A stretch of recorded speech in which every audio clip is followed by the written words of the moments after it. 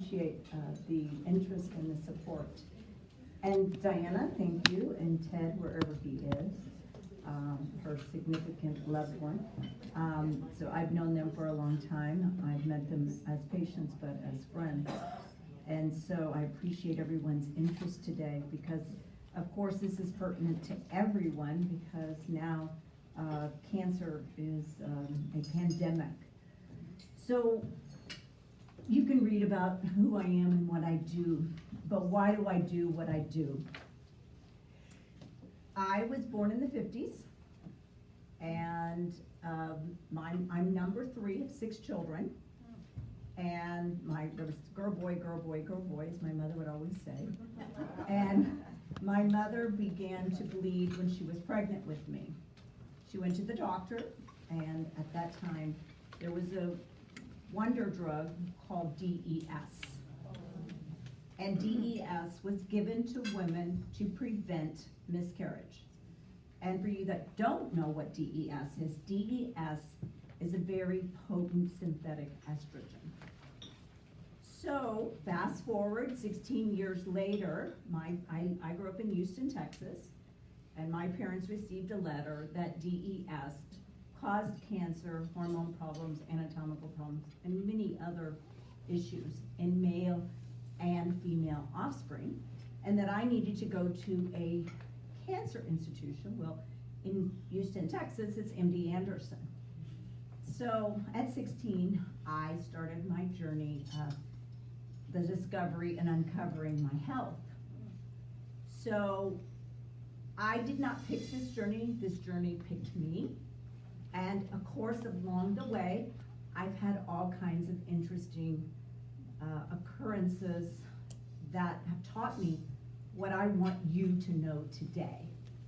And I've never really lived a disorderly life because my mother was an extreme proponent of nursing us for a year and eating well and all that great, wonderful stuff. So I grew up eating very well. There were 6 kids, so you never could go out to eat because they'd kick you out because of their banter.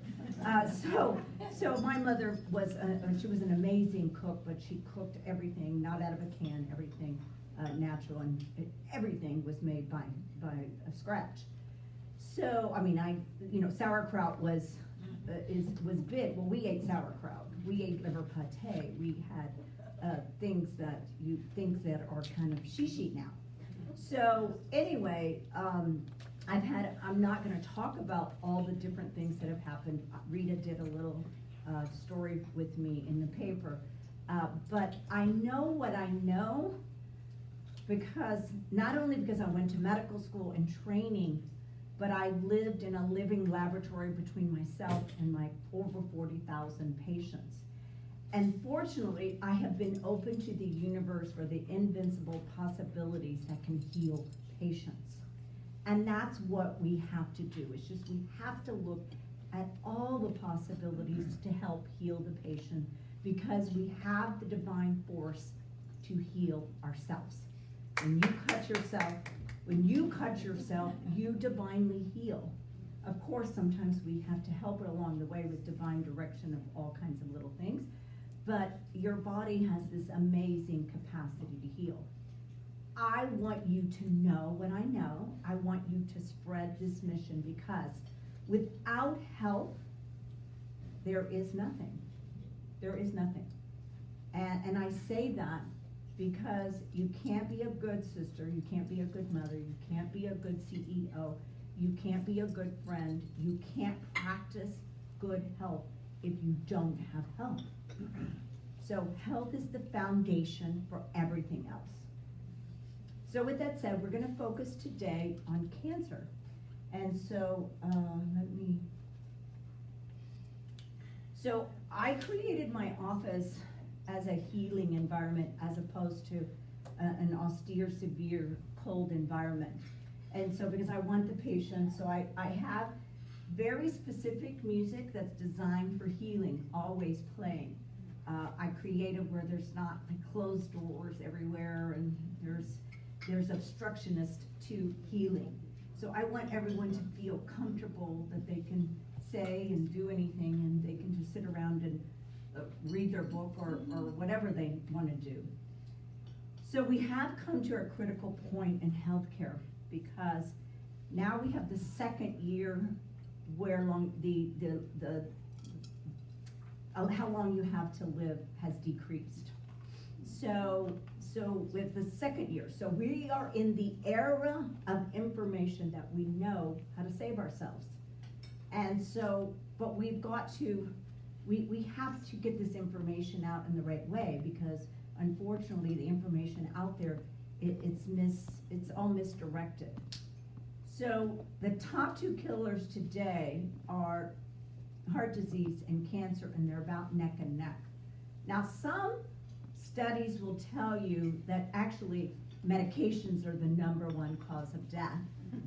But actually Johns Hopkins did a study a year ago and showed that the third leading cause of death in this country is the medications and accidents and all the different things that occur when you go to the doctor or hospital.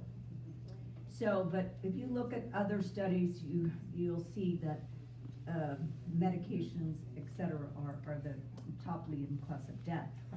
So we're going to focus on heart disease. I mean, we can obviously, cancer, but it's just horrific what I unfortunately or fortunately get to see every day. So we talk about health, and people think about health. Well, okay, I'm not sick, and so well, how do you know if you're not sick? You don't know if you have attained health, because health is a state of complete physical, mental, and social well-being. Well, today isolation is destroying lots of people, and that's why I'm trying to, like, this kind of thing, community, that is what is going to save us. Cancer is the #1 cause of death, 1 to 85, and the conventional, over 1,600 people die every day, and no one hears about it. No one hears about it. How is that possible? And so, and it's becoming, like I said, it's a pandemic. That means the same, whatever's going on here is happening in China, and Southeast Asia, and India, and I know because they all want to duplicate what we are doing here, there, because all the other countries follow and try to emulate the United States. So it's a very, very, very huge problem. Now, if you were to be diagnosed with cancer, the typical treatments are surgery, chemo, and radiation. But we know, though, that the survival is about 2.3% if you just do surgery, chemo, and radiation. So we have to integrate, first of all, prevention is priceless, and we're going to talk about that. But we must integrate these other modalities, because Nixon declared war on cancer in 1970, and the survival rates are exactly the same in 1970 as they are in 2018. It is not about how we look or appear. It's always what lies beneath. And that's why we did the show Dr. Detective, because we've got to uncover and discover what lies beneath the top of the iceberg.